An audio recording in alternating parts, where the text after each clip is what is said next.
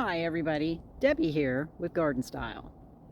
So today I'm going to be covering some things that I am growing in my yard. I'm going to hopefully introduce you to some new plants that you can start planting now and kind of give you a little garden tour, April garden tour, as things are starting to bloom. As you can see right behind me here, one of the rhododendrons that are here in my backyard is blooming his little heart out, along with many other things. Now, in my last video, I mentioned that Mother Nature is really good at playing some tricks on us, and tonight is one of those nights where we're actually going to get down to 32 degrees, which means I'm going to be covering up some tender plants that I have put in the ground over the last few days, but it's just for one night, and it shouldn't be for very long, so I don't think there'll be a whole lot of damage incurred, but this is the kind of thing you got to look out for. Even though your freeze date may be April 15th, here we are on April 16th, and we're getting a freeze tonight. But it looks pretty good for the rest of the week. We actually should be getting up into the 60s, lower 70s by the following week, so spring is definitely here. And I've been planting my little tail off over the last few weeks, and just kind of want to walk around, give you a little tour, and introduce you to some plants that I've put in the ground. So here we go.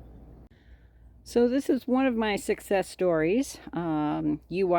If you had watched one of my last videos about 3 weeks ago, I had put in some seeds here into the garden. As you can see, they have come up and they're doing very well. We've got radishes in here, spinach, there's lettuce on the other side, and I just put down some beets about 2 days ago. So hopefully those will be coming up here real soon. I planted some new onions all around the outside. And for those of you who don't know, sometimes when you're planting onions on the outside, onions, marigolds, it keeps the critters out of your garden. Things like little critters like rabbits. And I've seen a couple of them wandering around the yard. So just wanted to give you a little update on that. And got some broccoli in. I've got carrots starting to come through. And potatoes, of course, are taking off. Got those going on. Lots of onions and garlic in here. And soon, in the next couple of weeks, probably by the beginning of May, I'll be planting the squash, cucumbers, and of course tomatoes. So I always wait a couple of weeks. Usually around the first week of May, I'll start planting those more warm crops into the ground. But success already. We're going to have some food to eat, and I'm just absolutely thrilled at the success so far. So that's an update on the veggie beds. And look at this. We've got lots of apple blossoms starting to open on all the apple trees. So I think we're going to have a bountiful crop of apples. We just need to warm up, and we will by tomorrow, so that the bees can come out and make sure all these trees get pollinated. Oh, how I love this time of the year. So here's a cool specimen that I just planted. This is a euonymus, La Paloma Blanca, which actually means white dove in Spanish. But you'll notice that all of its new growth comes out kind of a light yellow and then turns white. And this is just a cool little shrub. It's an evergreen. I needed something in these containers. And this little shrub will take full sun to part shade. And it is hardy between zones 5 and 9 and does quite well here. So I'm testing these out to see how well they do. But what a neat little shrub. And a little bit later I'll be planting probably some calibrachoas or petunias down in the bottom, so they'll flow out over the edges. But yeah, I just had to show you this. It's just a really cool specimen. Tiny leaves. And the euonymus family is huge. You can actually get very large shrubs that look like this one. Like here, this is a euonymus silver king. And these can get quite large. These can get to about 5 to 6 feet tall and just about as wide. And I have them planted up here against the fence. But you can see all their new growth that's starting to come out. And I usually have to prune these a couple times a year because they grow pretty fast. But that's just another part of the euonymus shrub family. The first one that I showed you, the Paloma Blanca, that will only get maybe 4 feet tall, about as wide, where these will get 5 to 6 feet tall. And then there's a whole nother category to the euonymus family that looks like this one. And that is this little guy. Look at this. And this is a Euonymus Gaiety, and it has this bright yellow leaves that start to come out on it in the spring. And this is more of a ground cover, so it sits pretty low. And it'll get maybe 24 inches tall. And they'll spread as far as you will let them. I try to keep them pruned so they're just a nice, neat little clump right here. But the Euonymus family has a whole bunch of different shrubs in it that grow at different heights, different widths, and they're all evergreen and do quite well here in the Northwest. So if you haven't tried them, I highly recommend that you do. We always carry a whole bunch of them at the nursery of all different types and varieties. But the Paloma Blanca, which I showed you first, is a new one that I'm trying this year. So I'll give you an update later once I have it planted with some annuals, and of course take you on a May garden tour so you can see what all that's about. But moving on. And look at this beauty. This is a blue sky rhodie. Kind of inherited it when I moved into the house, and I kind of did a little bonsai thing on it because a lot of the bottom branches were dead or dying, so I just cut them all off and trained it like this. But as I back off, you can see it turned out really cool. But it's usually one of the first of the rhodies to start blooming here in the yard, and it's just stunning, just purple as far as the eye can see. Absolutely beautiful. And of course the famous Hino Crimson azaleas are all starting to come into bloom. Got one down here who's a little behind the rest of the azaleas, but here they come. They always go into full-on bloom here. And then one of my favorite shrubs right here, this is a Pieris, and this one is called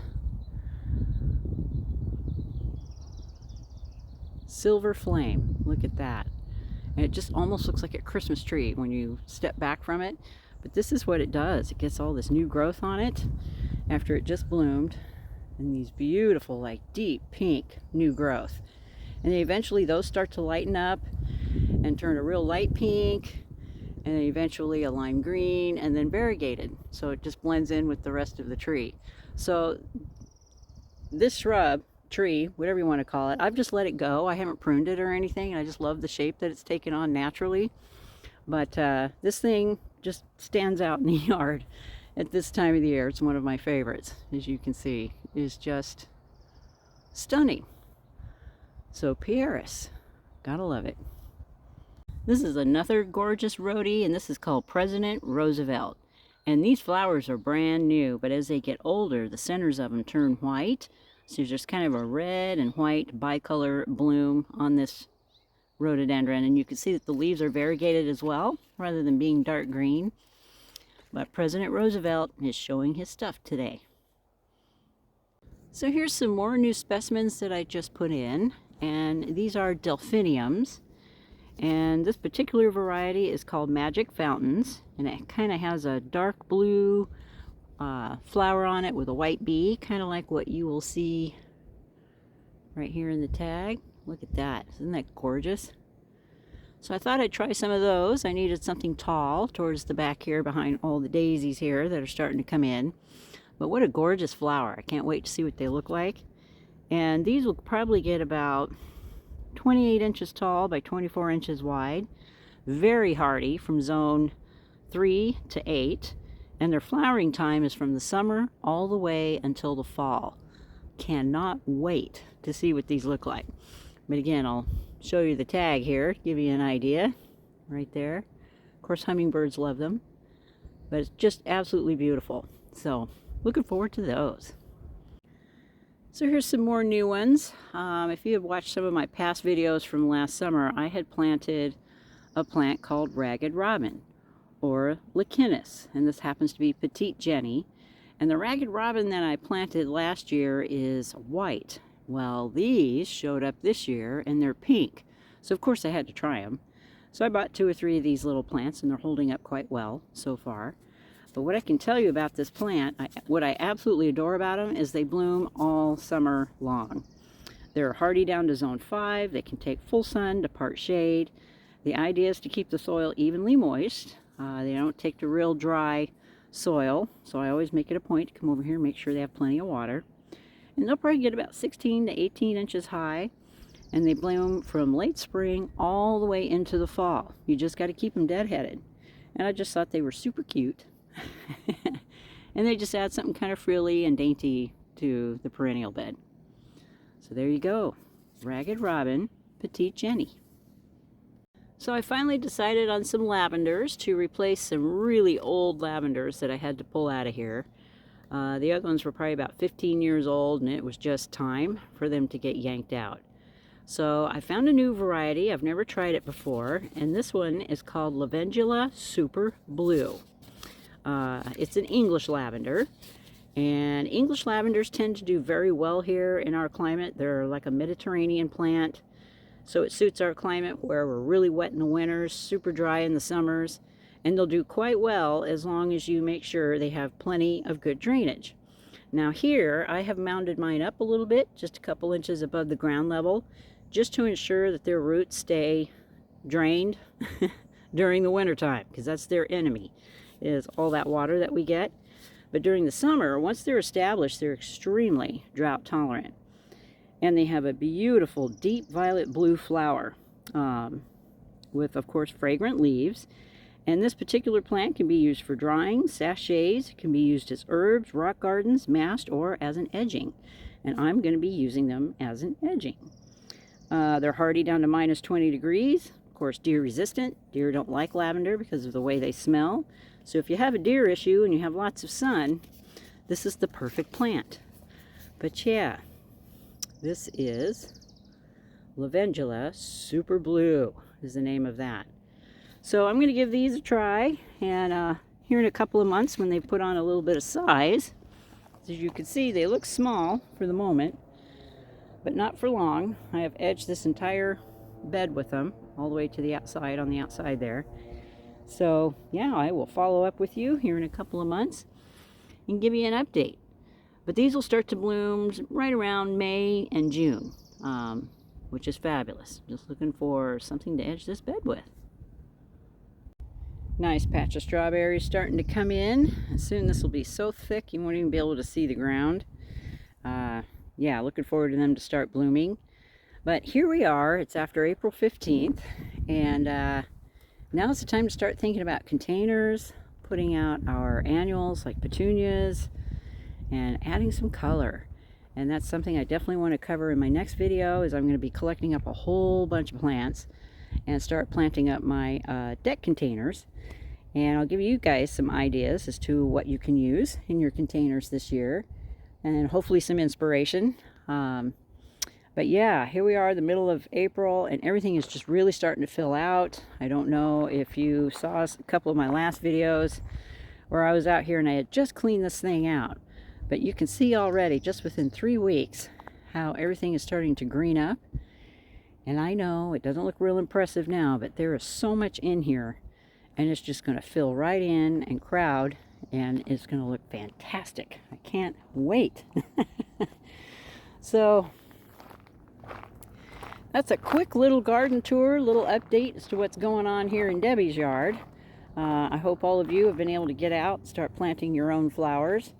But as we move along here, look at this. This is an Ito peony, and he is really coming to his own. I can't wait till he starts blooming.